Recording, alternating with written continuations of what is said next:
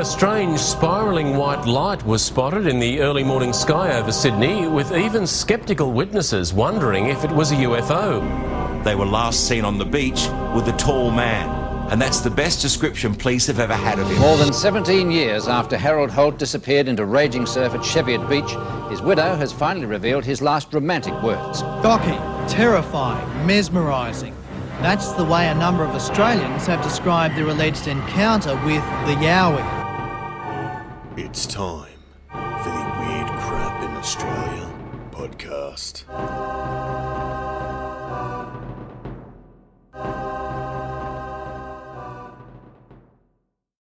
Welcome to the Weird Crap in Australia podcast. I'm your host, Matthew Soul, and joining me is my partner in crime, my sidekick to evil, Holy Soul. G'day. Now, we're continuing on our series. This is the True Stories of Wolf Creek Part 3.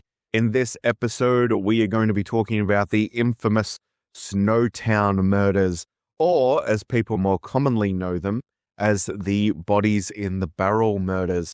Now, Holly, you should have been old enough at this point to maybe read about this when it was happening. I was 9. So, no. Not really something the parents should be letting kids read about at 9 years old. So I would have been maybe 11 or 12. It was 99, so September 99. No, it wasn't that. Was it? Yeah, it was. It was in the 90s. Are you? They were I thought. the last... Hang on, no, 2001, sorry. Yeah, I was just about to say. I've written 99 so many times for the victims. Yeah. Yeah, it first popped up in 2001. So yeah, I would have been about 13. So that makes sense that I was reading about this as the internet news had started to become a little bit more prevalent. So yeah, this was a big one, I think, for myself. It was one of the very first true crime books that I read. It's probably what helped to create this morbid fascination I have with true crime. So this is sort of a tentpole. This is also probably going to be the episode that has the least to do with Wolf Creek, do you think? Yeah, it's probably the least connected, but it is still connected. Yeah, it is. So we're going to start diving into this. So Holly, take it away. Let's start with our perpetrators. Okay, there were 4 main perpetrators of this particular set of serial killings. They were Robert Wagner, John Bunting, James Vasakis. I can never remember how to say his name. Vasakis. I'm really bad at pronunciation, so you've got probably... Vasakis, I'm pretty sure it's Vasakis. Vasakis. And Mark Hayden. Now, these guys were all from Adelaide. They grew up in relatively poor socioeconomic areas. Most of them were sexually assaulted as children. Yep. I'm just going to lay that out there right now. So a lot of people have always taken with these guys the vigilante angle. However, if you do have a look at the ways that they did kill people, it's quite... They weren't vigilantes, they were sadists. Yeah, it's you know, there's psychosis there. It's not... Don't get into your head that this is the Punisher picking up a gun and going out to kill people. Even the Punisher himself is a psychopath. And he has a moral code. He does have a moral code, whereas these guys show all the signs of psychopathic behavior from... Especially Bunting. From killing, the way they tortured their victims, killing, the methods of killing, disposal of the bodies, as well as petty theft and grand theft that they also got into. They also realized in their MO exactly what kind of people would be missed and what kind of people would not be missed. Yeah, they knew who to target. So, yes, these guys all suffered some form of sexual abuse when they were children. It definitely played into who they targeted. There's no doubt in my mind that that wasn't somewhere in there, but this is very typical psychopathic behavior. Yeah. So we'll start with the ringleader, Mr. John Bunting. When he was 8 years old, he and his mate were tied up on the bed by his mate's older brother. His mate's older brother called his friends, brought him around to his house, and the 4 of them abused and raped the pair. And this is all coming, of course, from Bunting as well. So this is Bunting's word. These are his words, and I don't believe there was any criminal conviction brought about by these incidents that they describe. However, I also want to put in there, Australia recently went through a Royal Commission on Child Abuse in Institutions, from the Catholic Church through to Scouts and YMCA schools. We've had a massive Royal Commission into the investigation of child abuse, and it has become quite apparent that it was quite rampant in Australia. So keep all of those things in mind when we talk about the abuse that Bunting has described was committed against himself.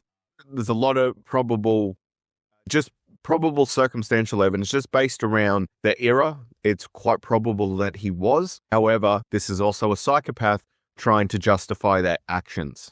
Yeah, so from a young age, even before he was allegedly raped, he was animal cruelty. It was just so much animal cruelty. He was killing cats, he was attacking dogs, he was torturing animals. Even if the sexual assault contributed to it, it was not the underlying cause.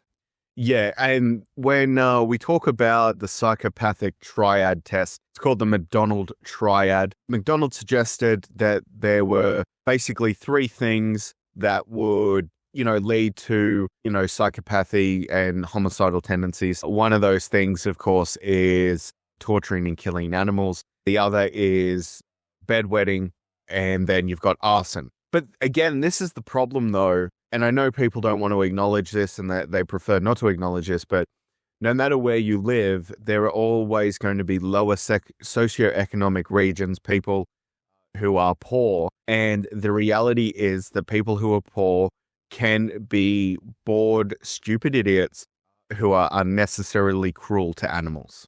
Just because it gives them someone to feel superior to. I mean, you yourself, Holly, like growing up, surely you would have seen maybe a cousin or a relative or someone hurt an animal. All of my cousins were women. Okay, then. So probably the only male in my family is my brother, and the closest he got to hurting animals was accidentally kicking the dog and then crying. So, yeah, I grew up in rural Australia, so you see that sort of shit a lot, and it usually comes down to people who are drunk, bored, or hot. Yeah, pretty much. That's what it really comes down to. But yeah, this is one of the first parts of the McDonald triad that Bunting is displaying. John Bunting moved from far north Queensland down to Adelaide, and he moved into the house with a man called Mark Hayden and with Robert Wagner. Now, Mark Hayden was only peripherally linked to the murders because he hired the bank vault that was later used as a hideout. But Robert Wagner was a massive part of the murdering main triad, we'll call them. Robert Wagner came from a very troubled home. He fell into a relationship with a grown man at the age of 13, and over the course of about 12 months, he ended up moving in with the man called Barry Lane, who liked to call himself Vanessa, and they vanished for about 3-4 years. And when they came back, Robert Wagner actually moved in with Mark Hayden, and then John Bunting came along. Now, for a man who doesn't like pedophiles, living in a house with not only a, quote, victim, but the pedophile himself, it would have driven the man mad. Yeah, that's what's sort of interesting about their points of view on this. I think it's quite probable that Bunting was a sexual sadist. I think he got off on hurting people. I think all of them were probably gay. I think Wagner definitely was gay. I think, you only have to look at like having a relationship with a man at the age of 13 and the fact that they disappeared together for such a long time. I think Robert Wagner was most definitely gay. But yeah, like Bunting is this weird kind of dude. He was a bit charismatic. He was able to bring people together. People listened to him. And he also represented like hypermasculinity. He was a neo-Nazi, so anything that was outside the normal was fair game to him. Yeah. So it's really, I think it's probable that Bunting befriended Wagner and definitely encouraged him like, no, man, you're not gay.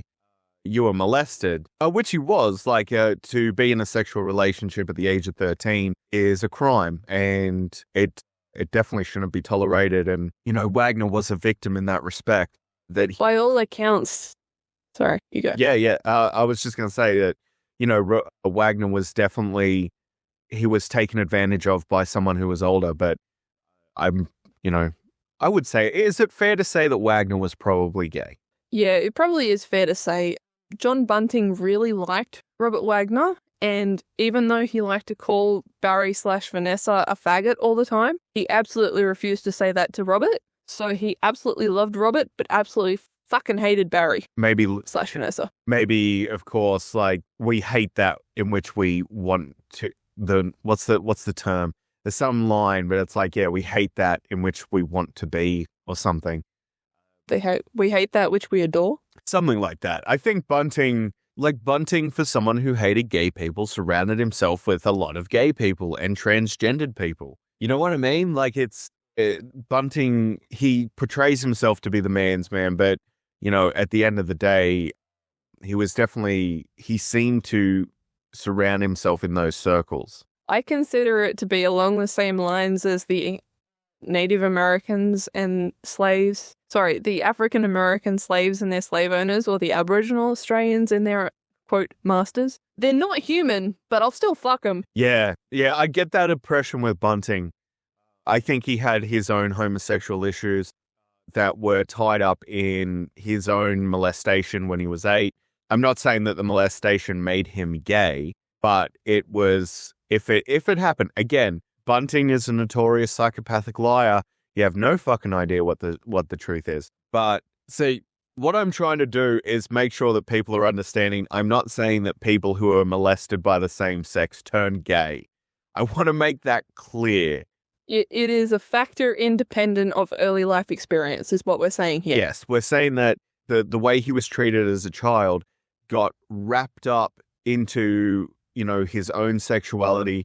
It got wrapped up into his violence, and that's why he considered that all gay people were pedophiles. Yeah. That's just how his brain worked. Yes, because pedophiles are... The only gay people he knew were pedophiles. Yeah. So, therefore, all gay people must be pedophiles. Yeah, exactly right. So, yeah, anyway, continue on, Holly. I just don't want people to start sending me angry messages. Don't get the wrong impression, people. It's like, don't get the wrong impression. If you have been molested and you are gay, it is because you were born that way, not because someone of the same sex molested you.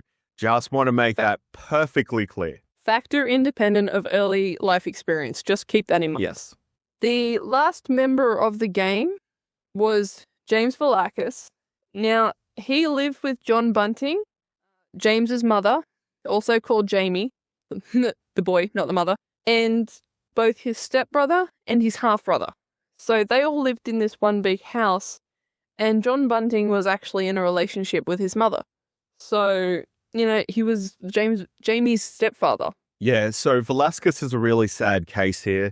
It's leading the blind man astray is what I feel. Yeah, look, in the film Snowtown, which is a very good Australian film, I would recommend anyone check it out. Oh, if you have the stomach. If you have the stomach for it. We watched it years ago. Yeah, we did. We watched it when it came out. I think it came out around 2011. It came out in 2011. I think so, yeah. But it's a really good film, a really good piece of Australian filmmaking. However, I've always felt that they did portray Velasquez as this unassuming, quiet kid who was just pulled into this whole world. I think that plays a part in it, but Snowtown really, really pushes... Played it up. Yeah, they did. They really, really play up how much of a victim of he is.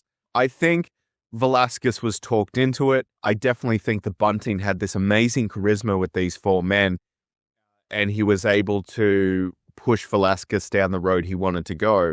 But Velasquez himself, again, we're talking about another possible victim of sexual assault by his half-brother, correct? By Troy Yude? Yeah. And so it would not be hard for Bunting to push this kid down the path.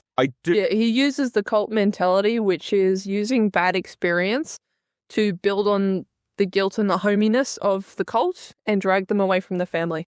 Exactly right. I think so. I do have a little bit of sympathy for Velasquez, but I also know that Velasquez turned state evidence. He was a witness for the Crown in that he pled guilty to some of the stuff. he did plead guilty, but he got a much reduced sentence.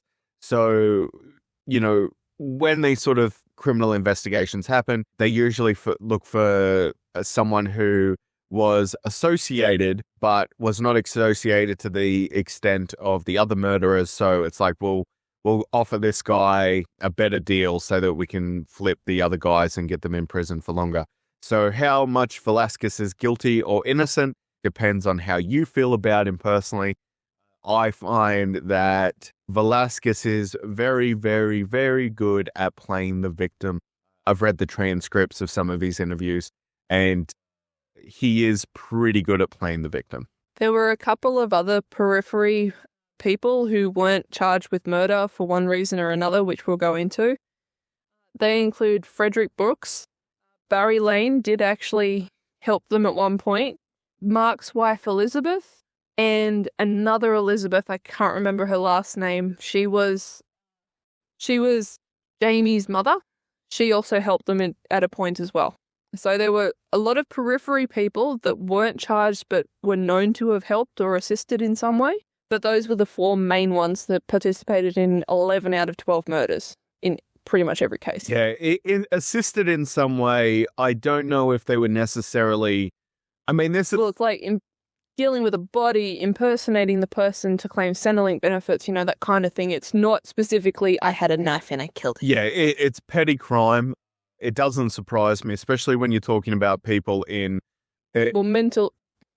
They were intellectually deficient, so they were easy to twist, and Bunting managed to get them to help him. Isn't mentally handicapped? Is that still politically correct?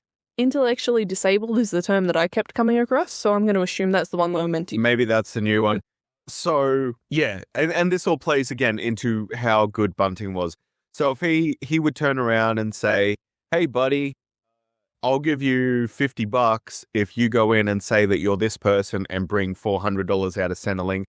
Centrelink is our social security here in Australia. If you lose your job, you can apply for Centrelink payments to keep you barely above water. And so, yeah, if someone says to you, go do this, I'll give you $50. You just bring me back the other $250 and it's all good. I can see a lot of people, especially in this sort of economic background, happily participating in these sort of things and not necessarily being the most horrible people in the world. Or not necessarily knowing exactly why that Bunting wanted them to do it, that kind of thing. Exactly. So, yeah, these peripheral people, generally, if the police had something on them, they would have went down with the rest of them, I'm sure. Yeah. So that's all the perpetrators. I think we'll move on to the victims now. I have them in chronological order of when they were killed, not when they were found, because when they were found, some of the dates are missing. So we'll start at the top. The first one that was killed was a young man, 22-year-old Clinton Tresize. I think that's how you say his last name. He was killed in August of 1992. He was killed in Salisbury, which is where Bunting was living as soon as he moved from Queensland. He was beaten to death with a shovel in Bunting's living room. Now, this is actually relatively mild, considering what... It was a quick death, considering. It was. Considering what happened to some of the other victims, this isn't that horrible. It's still horrible, but it's pretty quick. It gets a lot worse. There's no torture involved. And it seems to me more of it's not a crime of passion, but it seems maybe a little bit more spur of the moment. Or maybe... Well, Bunting accused him of being a pedophile and then just attacked him. Yeah. So... And Bunting was probably, stewing on this idea for a long time. He was probably thinking about it and playing the fantasy over and over and over again. And he probably Loki'd himself and convinced himself that was what the truth, because he told himself that so many times. Whereas the reality was the Bunting just probably wanted to kill someone. And so it's like, oh, you gay guy, you're a pedophile, die. Well, there was no evidence to say he was gay or a pedophile. Yeah. So. Yeah, it was just Bunting wanted to murder someone, and so he did. Clinton was buried in a shallow grave at Lower Light, South Australia. That was in the backyard of a lady called Suzanne Allen. His body was found on the 16th of August in 1994. It was not immediately connected to any of the perpetrators, so the police left it hanging as a missing person. He actually appeared on Australia's Most Wanted twice, trying to get the case solved, and Bunting was quoted as saying that it was his handiwork to one of the people he was in the room with. So this is one of the things you're going to see again and again and again with these people. They're all listed as missing persons, and it's not until the very end that they're actually considered potential murder victims. But you have to remember the remote location that these people are living in. It's just out. Is it South Australia or Adelaide? It's in the fringes of Adelaide. It's in the fringes. It's in the Adelaide Hills. Yeah. So we're talking about, a decent sized area. It's a small town, and police resources are stretched pretty thin. Yeah, they probably get called there every other day for domestic violence. Like Robert Wagner and Barry Lane got into fistfights every other night. So the cops probably gave up responding to most things. Yeah. On top of that, it's really, most people are considered a missing person until their body is found. Until their body is found. That's generally the way policing works. Is it right? No. Is it the best they can do with what they have? I think so. So yeah, that going forward, most of these people are going to be considered missing people. The next person to be killed was an intellectually disabled man called Ray Davies.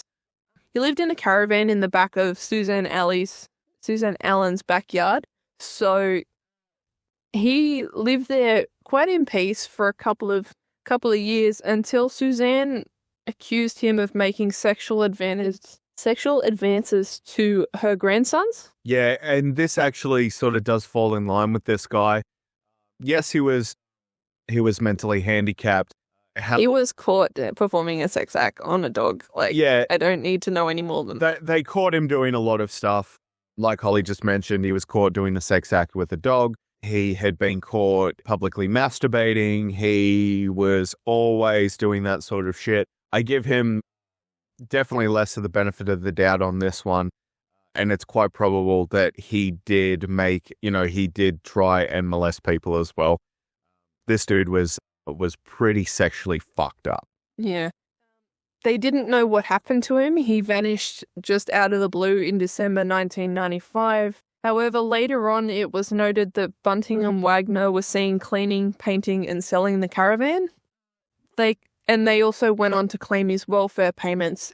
It came out during the inquest that they'd taken him off in a car, beaten him, crushed his genitals, and then strangled him. Yeah, so this is the beginning of the torture. And this is really the biggest link that you have to the Wolf Creek films, and that is the way that Mick Taylor murders his victims. He tortures them first, sometimes for weeks or months on end, until he eventually kills them. And that is going to really be the only time I bring up the Wolf Creek series, just based on like Snowtown and Adelaide. Those areas can start to get a little bit deserty, a little bit outbacky. So the location kind of matches up, and the way that they torture their victims definitely matches up.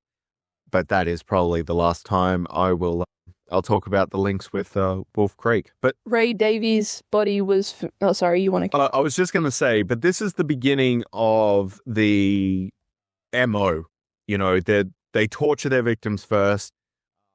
Of course, always specifically targeting, areas that are going to be in the most pain. So genitalia, fingernails, toes, those sort of things. But they always go after the genitalia first in their victims, and that probably plays into their sexual sadism a little bit.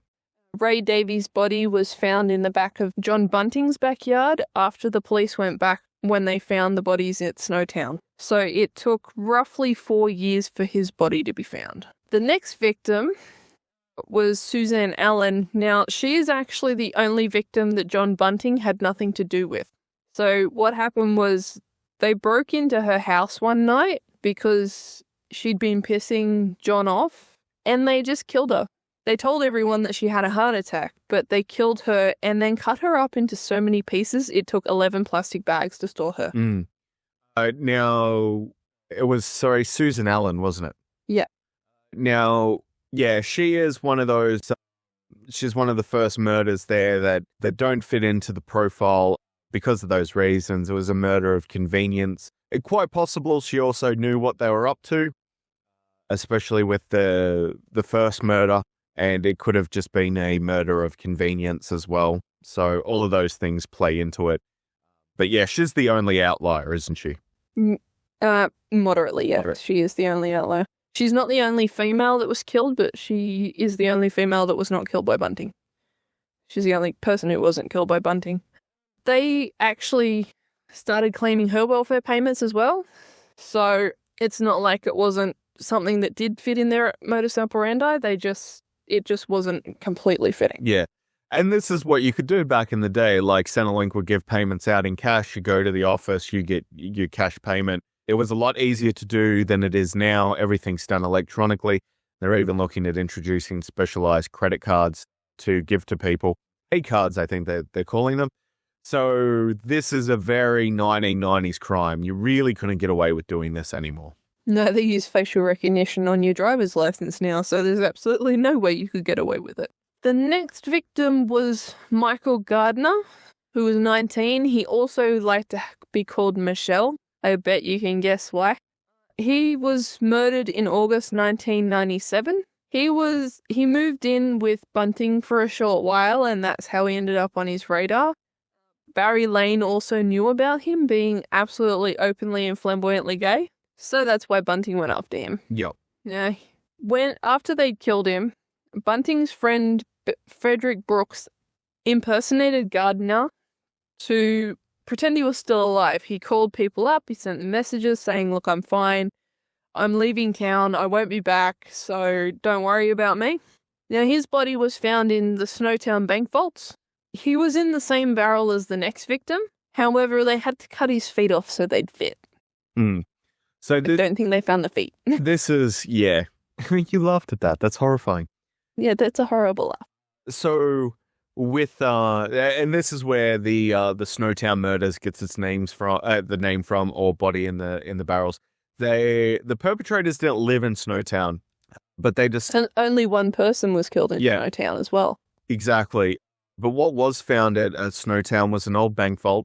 What they did, they purchased it or rented it, and then they would take the remains of the victims. They would put them into these barrels and they would fill it with an acidic solution. Hydrochloric acid, which has been, it's either... It will come in handy later, so make sure you remember that it was hydrochloric acid. Yeah, it's always either hydrochloric acid that does the job or it's lime. So yeah, they seal the barrels and then they put the barrels into the vault. Putting them in the vault also helps to stop any smell getting out as well. So it was actually, and I don't mean to compliment serial killers, it was kind of ingenious until they were just... Except for one factor, but we'll work that out later. I'll tell you why it was a stupid plan at the beginning, but we'll tell you that later. Now, by this point in time, Robert Wagner and Barry Lane's relationship had fallen apart and they were beating each other up every night. He was last seen alive October 1997. And it's quite probable that Barry Lane was also, there's a lot of conjecture about... He was their gay informant. Yeah, in a lot of ways, they reckon he was. So they reckon that Bunting was always going to murder him because he himself, Lane, was also associated with possible pedophilic characters. He himself may have been a pedophile. Oh, no, he definitely was. Yes. Remember Robert Wagner 13? That is true, yeah. Yeah, he absolutely was a pedophile. So Lane was kept around, and it's quite probable that Lane was also in on it, that if he kept bringing Bunting victims, that he himself would be spared.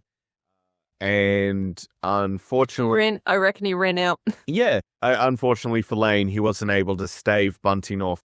What he should have done was got the fuck out of there, but he obviously wasn't that smart, and he was eventually murdered by Bunting after informing on many, many people and bringing Bunting victims, like a good little retriever. Yeah, while Bunting and co were torturing him, they made him ring up his mother, tell her that he was moving to Queensland, and that he never wanted to hear from her again. Sorry to interrupt you there, but in that sort of situation, I'm tied to a fucking chair and people are like, do this, do that. Like, tell your mother that you're going away and you're never coming back. You know what I would have done? I would not have done that. I would have said, You know what? I will call. I will do anything except what you want me to do. I'll call Mum. Ring, ring, ring. Hey, Mum, I'm being fucking murder tortured. Being tortured, bring help. Yeah, it's like, look, I don't want to talk, like, I'm not blaming victims, but there are going to be circumstances where I think people are going to either, they will completely comply and that will lead to their death, or there are people that do fight back in some way, shape, or form. And Joanne Lee's being an example of the second half. Yeah, Joanne Lee's from our previous episode. She was an example of a person who fought back and survived. I think there is definitely more potential, depending on the circumstance. Like, I think Lane was going to be murdered anyway, but he didn't have to make it easy for his perpetrators to kill him. Yeah, no. Or at least he didn't have to make it easy for them to get away with it. Yeah, exactly right. It was theorized that Bunting didn't just kill him because he ran out of pedophiles to inform on. It was also theorized that Bunting killed him because Lane was telling people that he'd been part of Michael Gardner's death detail. But it's also suggested that Lane wasn't just murdered because he wasn't bringing in enough victims for Bunting to kill, but that he was also bragging that he was part of Bunting's little kill squad. And we see this a couple of other times. Bunting and his crew will murder to shut you up. And in the case of Lane, that's exactly what they did. After killing Barry Lane, Bunting took his car out and drove it around for a few weeks, so it made it look like that Lane was still out and about and moving. And they also claimed his welfare payments, I think, for another 6 months. So they got a decent bit of cash out of it, even though that supposedly wasn't the reason why they killed him. Yeah, again, it's they will constantly fall back on this. We are vigilantes. This is what we were doing. But the fact of the matter is that just like they were getting rich. They were making money. That's generally what a lot of psychopaths will do. It's usually sexual gratification is one of the big ones. Most people don't know this, but a serial killer in the height of their murder spree, as they're murdering someone, will usually ejaculate. It's an unpleasant fact to think about, but these psychosexual activities usually result in that as some sort of sexual gratification. And so those guys probably fell into that, and they also fell into taking advantage when it comes to money and possessions and things like that. They were really milking these murders for everything they could get out of them. They were using all parts of the animal, as people say. Not a good thing to say during a murder podcast, Matthew. I gotta throw in a joke every now and again. It's so fucking depressing. You told me I wasn't allowed to joke because they're real people, so you're not allowed to joke. This is true. So a young boy called Thomas Trevelyan helped deal with Barry's body, and Barry's body was later discovered in the barrel with Michael Gardner's, well, everything but his feet. So he was another one of the Snowtown barrel victims. What? I wonder why they recycled barrels. Well, it's the only one that was found with 2 bodies in it. Oh, it was? Yeah. Wonder if it was just laziness that night, where it was just like, fuck it. I couldn't be bothered getting another barrel. Maybe they just didn't have the time to run down to Bunnings. Quite possibly. The next victim was, of course, Thomas Trevelyan, the guy who helped deal with Barry's body. Now, this poor 18-year-old kid had very severe paranoid schizophrenia. He was known to run out of the house at odd hours if he heard things, wearing his army combat uniform. I say uniform, he was never in the armed forces. And usually carrying a very long bladed knife. We had a dude like this in Tumut. Like, down to a T. Dude was paranoid schizophrenic, would wear his army fatigues, and if you talk to him for a minute, he would be telling you that he was like patrolling, that he was keeping an eye out for the Vietnamese or the Iranians or anyone or the Germans. Like he was crazy on a war. So whatever war he was researching at the time, he would play that into his psychotic issues, his delusions, and used to wander around Tumut. So we had a guy exactly like this. Thomas lived with Barry Lane after Barry and Robert Wagner broke up, which is because he's only 18 and they were together for about 5-6 months. I feel that Bunting saw this as even more justification for killing him. He started telling people that he helped kill Barry Lane. So that is the absolute reason Bunting states that he got rid of him. Yeah, again, it's another cover-up killing. Which, again, it means that they're not just vigilantes. Like, they're not just going after the people they think deserve it. They're going after anyone who also happens to cross them or could stop them doing what they want to do. And what they want to do is they want to torture people, they want to hurt people, and these people could prevent them from doing that. Again, cannot make this more clear. They were not superheroes. No. This one they actually framed as a suicide. So what they did was they drove him out to Cresbrook on the edge of Adelaide, made him stand on a box, tied a noose around his head, and then kicked the box out from underneath him. And then, of course, that was... You can't blame police for thinking that one was a suicide, though. No, it was ruled a suicide on the 5th of November, 1997, and it wasn't actually linked until the bodies came to light and they started interviewing the murderers. So it took about 5-6 years before that was fixed. It is interesting, though, even though that is what happened, that there was a different way of killing him. They didn't torture him. They didn't stuff him in a barrel. They just left him hanging in a tree. Yeah, that was only set aside for their victims because they enjoyed killing their victims.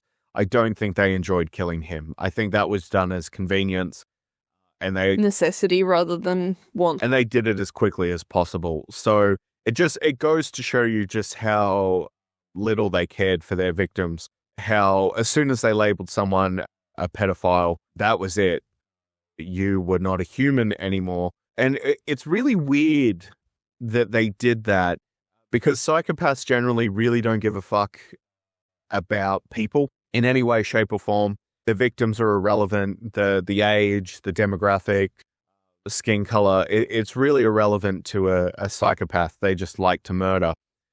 So the fact that they didn't revel in his death, or at least Bunting didn't create the impression that he was. It wasn't a prolonged death. It was quick. It was quick. You know, they didn't want to enjoy murdering him. So it's a weird little outlier. The next victim was Gavin Porter. He was a 29-year-old who moved into the house with Bunting. If there's one thing Bunting hates more than fags and pedos, it's drug addicts. And Gavin Porter was hooked on heroin. Now, it's funny that that Bunting would have such a low regard for drug addicts when he was ripping off Centrelink payments. Well, he called them a waste of space, a waste of resources, and they didn't deserve to live. That's interesting. I would say the same thing about Bunting. Bunting killed him because he pricked himself on a used syringe in the sofa, and he just went absolutely mental. Or at least that's his justification for it. I would say in the same circumstance, if I'd pricked myself with a used syringe, I would be pretty fucking mad as well. Not mad enough to kill, but definitely pretty mad. But as we know, Bunting will say anything to justify his murders. And Gavin Porter was killed in his car, which I haven't been able to figure out the specifics of. I'm assuming carbon monoxide poisoning, but it could have been anything, knowing them. But again, he didn't torture him. No. Torture was only for people that he thought were pedophiles.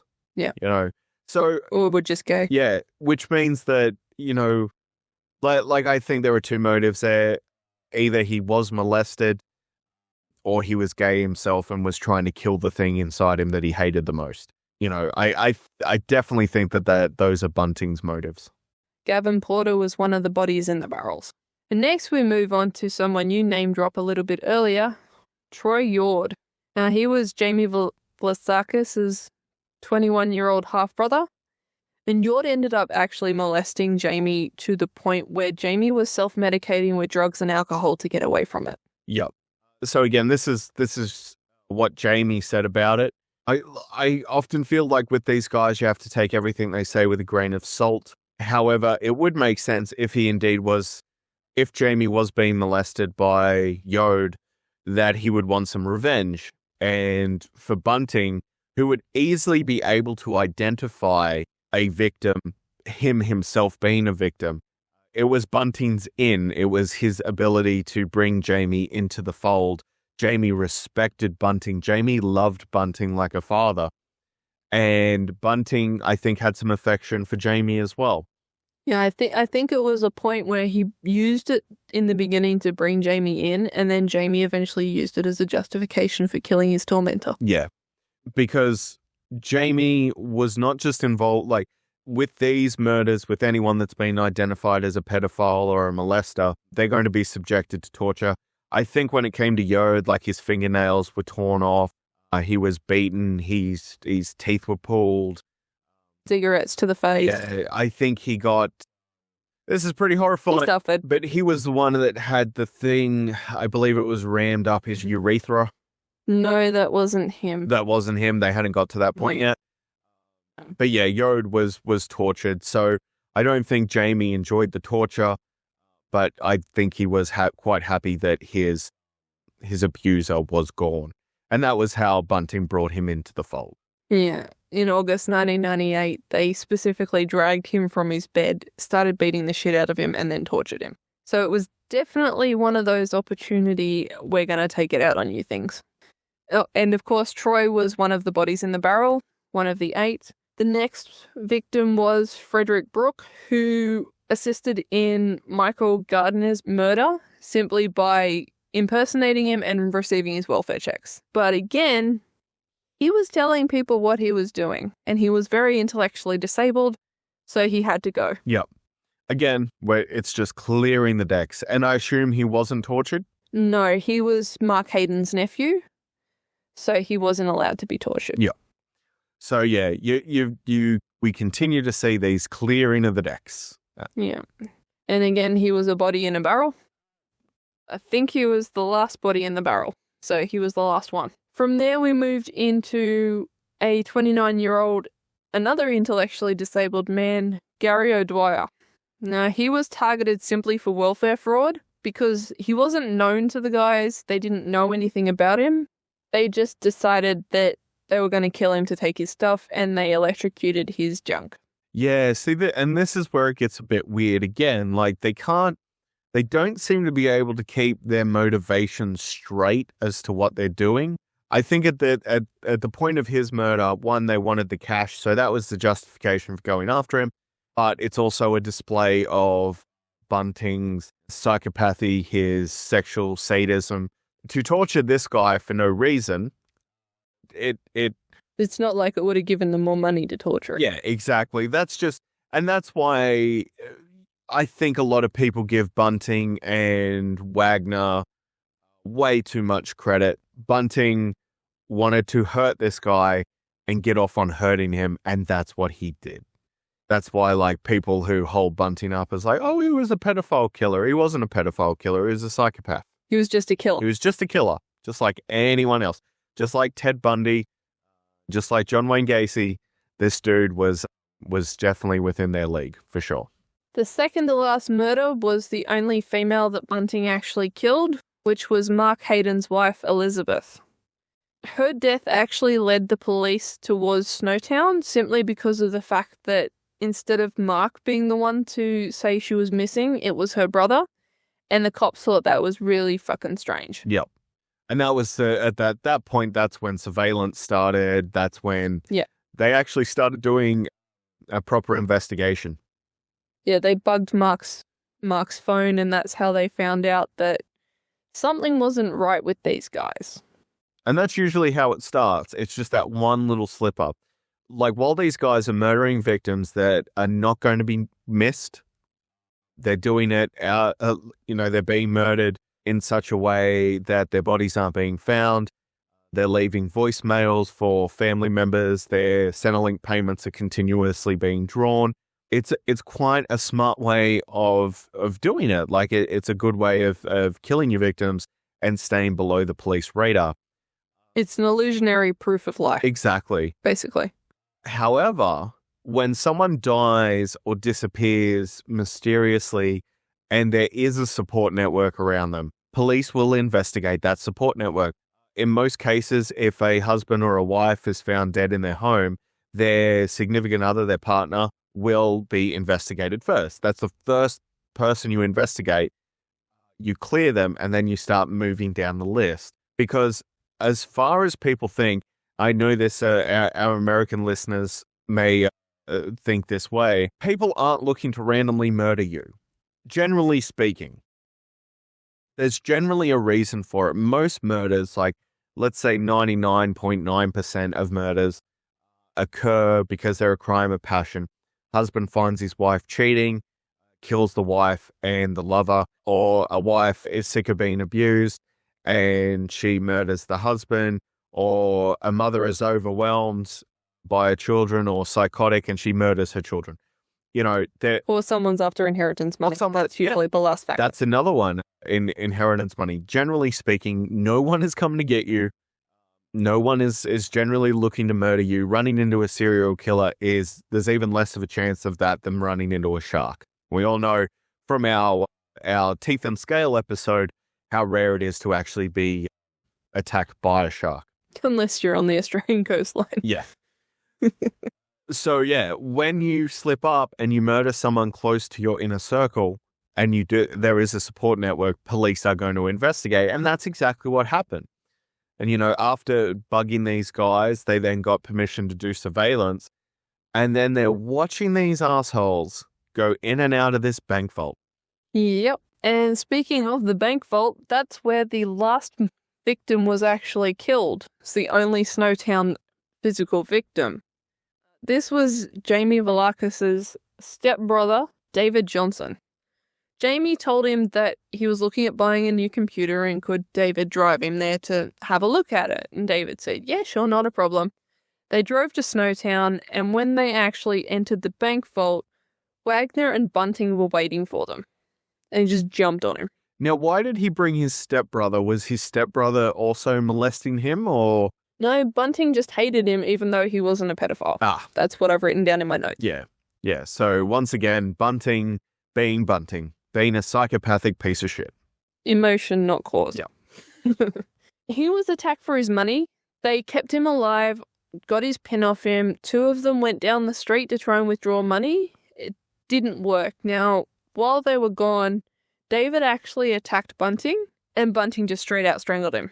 But when they got back, he was obviously dead. So Wagner and Bunting cut him up and then decided to fry and eat part of him. Oh, see, I'd never heard about the cannibalism angle. It was the only one that they actually tried that with, and they tried to get Velakis to eat it too. What? And he refused. Why did... So that's coming from Velakis himself? Yeah. That seems really strange to me based on what I've read about serial killers. They don't usually progress to that point. Though it does look like Bunting was a loose cannon at this point. Maybe he was starting to go into rampage mode. Maybe he was reading about other serial killers like Jeffrey Dahmer. Maybe he just lost his fucking mind. Yeah, I mean, that could be it too. Like he went way, he just embraced the darkness that was inside him the entire time. But yeah, that's really weird that they would start branching into cannibalism, essentially. Yeah, Jamie Velakis said that Bunting told him to put on one of their aprons so they could cut him up. He looked at the barrel and said, he'll fit. But Bunting said, no, we're cutting him up. So it was definitely Bunting's idea. Yep. Yeah. Ew. There's a horrifying note ended on that they did decide to eat part of one of their victims. That was. We do have good news. All right. I promise we have good news to end the actual episode on. Yeah. Okay. Let's take it from there. So that's the last victim. Police have been surveilling these guys, watching them come in and out of the bank, and it's time to shut these fuckers down. Yeah. So the cops found them in the bank vault, surrounded by torture devices. Like pincers and pliers and stuff. They found them with rope, with a bloody saw, which they'd obviously just used to cut up David. They found them with the 8 barrels with bodies in them. And when they opened up the barrels to attempt to identify the victims, they found that the hydrochloric acid, far from destroying the bodies like the boys thought they would, had actually mummified them. So they could see exactly what damage had been done to each victim. Yeah, they used the wrong type of acid. Don't use hydrochloric if you're trying to get rid of a body. That's all I'm going to say. Use lime or quick lime, something like that. Yeah. So after that, of course, the details of the case emerged in early 2011. we basically found out exactly what had happened. And it's something that I think at the time really stained Australia. I think people were genuinely affected by it. Not since Ivan Milat had Australia have to go through this sort of thing again. I don't think many Australians wanted to have to go through this sort of thing again. Well, the only reason that the details got released and the suppression order was relaxed was because the producers of the Snowtown movie went to the courts and said, look, we're trying to make a movie to honour the victims. We want to know what happened and how so we can give a truthful representation. Yep. And so at that point, the judge lifted the suppression orders. And we found out about it. Because generally they don't like, generally speaking, if there are murders that are really horrific, really violent, they generally don't want the public to know about it in Australia. Or just give them vague details. Yeah, you don't need to know. Yeah, like 6 people were murdered. That's all you need to really know about it. In America, a lot of crime now is televised. There are big shows about it. Crime scene photos on the internet. Yeah, you know everything. But yeah, in Australia, there still is this idea to try and keep some of those more horrific details out of the public consciousness so that I think it's for the families. I think so the families can have a little bit of peace and not have to go think about what their poor relatives went through at the end. Exactly right. So yeah, we found out about obviously all those details. So in the end, Jamie was the big one. He was the witness for the Crown. He turned on all the other guys, as did his mother as well. Both the Velasquez's pleaded. I think his mother didn't get convicted. He got She died of cancer before they could. Yeah. She was definitely involved and she knew what was going on. She was probably, in my opinion, she was probably just as culpable as her son. And her partner. She may not have participated, but she definitely knew what he was doing. But yeah, James, he got sentenced to a minimum of 26 years. 4 life sentences is what he got. Yeah. So that's a lot of time to spend in prison thinking about what you did. It is. I'm curious though, like he has to serve a minimum of 26 years before he's up for parole. And I can only imagine the police said to him, look, you go into jail for this for a long time. However, we can send you to somewhere where you're not going to be found by Bunting and, you'll be up for parole in 26 years. And the fact that you have given evidence might help you in your parole case. I imagine that's all they offered him. Yeah, he'll be out in 2027. Maybe. If he gets paroled. Yeah. It is very sad. Like, I think Velasquez was dragged into it. But we are all culpable for our own actions. Then we've got Bunting. How did the chief head honcho do with sentencing, Holly? He was convicted of 11 out of the 12 murders because they couldn't link him to Suzanne well enough to convict him. And he ended up with 11 life sentences. He will never get out. He is listed as never to be released. And then we've got Robert Wagner. He was found guilty in September of 2003, so it took almost an entire year to go through his trial. He pled guilty to 3 counts of murder, but was found guilty of 7, so 10 all up.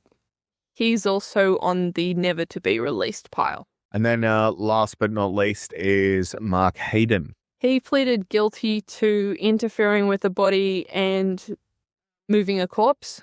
They cancelled all his other convictions because he turned witness, and he only ever served, I think it was like 5 years or something for those lesser crimes. He was never actually convicted of killing anyone. Yeah, and that's because the jury ended up being deadlocked on the murders of Hayden's wife, Elizabeth Hayden, and of Troy Yode. So the murder charges were not retried when Hayden pled guilty to helping the serial killers dispose of the bodies of Elizabeth and Yode. So that's how he managed to get out of it.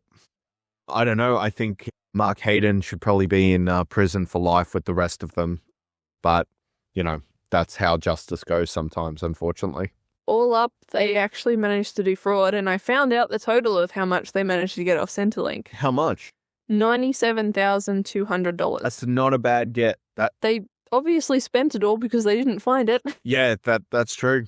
Yeah, they obviously made quite a substantial amount of money there. So this did have lasting repercussions. There was a short-term economic boost with murder tourists visiting Snowtown. However, Snowtown obviously has this lasting stigma.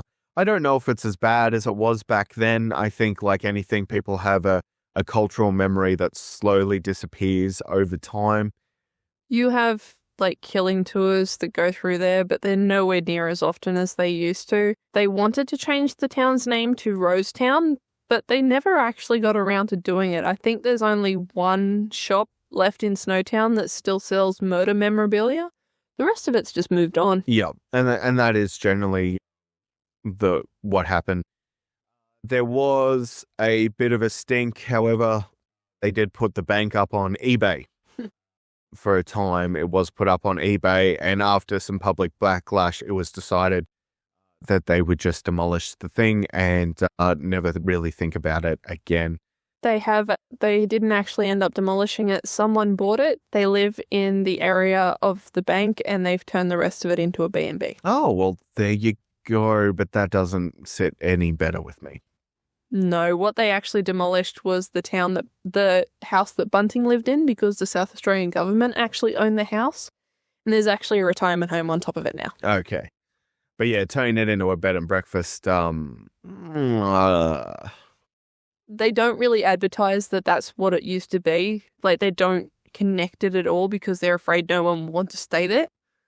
So it's just a B&B. It's not Snowtown B&B or anything like that. It's as far removed from it as they can get. Yep. So yeah, I would recommend if you're curious about this, you can check out the film Snowtown, or in America, it's referred to as the Snowtown Murders. I don't think it was renamed here in Australia. I think it's still called Snowtown. Yeah. But yeah, in America, it's now called the Snowtown Murders. That was directed by Justin Cazell, all Australian cast, all Australian writers, and it's a really nice piece of filmmaking. Won a couple of awards. But like it did stick in my brain a lot. Yeah, I think it's a really good depiction of these guys. But as always, when you're watching something that's fictional, take it with a grain of salt. And like I said, based on a true story does not necessarily mean it's all true. Which is that, and that's entirely what this was all predicated on. How much of Wolf Creek is based on a true story.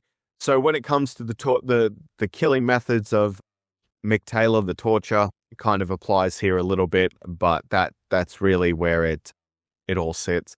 The body count and the torture, that's what we're looking at here. Yep. So yeah, it's something, Snowtown, that will go down in infamy in Australian history.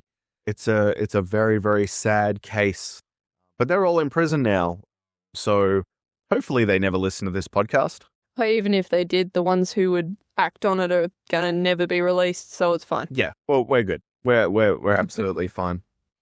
Okay, so thank you very much for listening. Big thank you to our regular listeners at the moment. We are getting some tremendous support from the internet in general, as well as family and friends.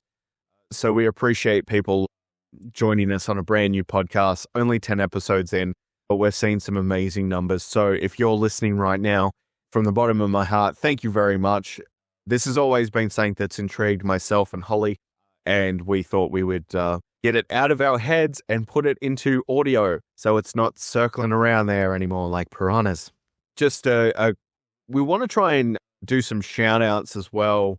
So if you follow us on Instagram, which is The Modern Meltdown, you follow us on Twitter at Modern Meltdown, or if you follow us on Facebook, if you leave a little message or a comment on any of the platforms, you might get a shout out. So we'd like to do that. We'd like to communicate with the fans a little bit more, as well as people like Ryan and Adam, who are my friends who have been listening to this. Much appreciated, guys. Thank you very, very much for the support. Do we have we were looking at the demographics. Is there a city or a region to shout out to this week? Yes, big shout out to Ashburn, Virginia in the US for always being in the top rated listeners, usually in the top 3. Thanks, guys. Yeah, thank you very much, guys in Virginia and girls. I hope everything is doing well over there. Australia's pretty crazy, isn't it? I don't know if we're helping boost tourism or not. We'll find out. But yeah, big shout out to Ashburn, Virginia. If you are a fan of our podcast and want to ask questions about the podcast, follow us on the social medias. And that is part 3 of our Wolf Creek series. We've got another serial killer that's not very well known. I don't know much about him. That's next week. Looking forward to talking about that. And then we're going to wrap up this series with the statistics behind Wolf Creek. And we're going to look at Australia in those sort of generalized terms. And then we're going to do a fun one. Yeah, we're gonna do something that is a hell of a lot less heavy. Do you have something fun coming up, Holly? Pretty sure we do. Probably a UFO abduction story or something like that. Another Emu Wars type story. I'm pretty sure it was actually the kickboxing kangaroo. A kickboxing kangaroo. Look at that. That's coming up after we finish this series. But if you're enjoying the series, and I hope you are, we've got 2 more episodes coming up. Other than that, thank you very much, Holly. Without you, we don't have a podcast because you do all the research. And I've been your host, Matthew Soul. Please stay safe and keep away from bank vaults.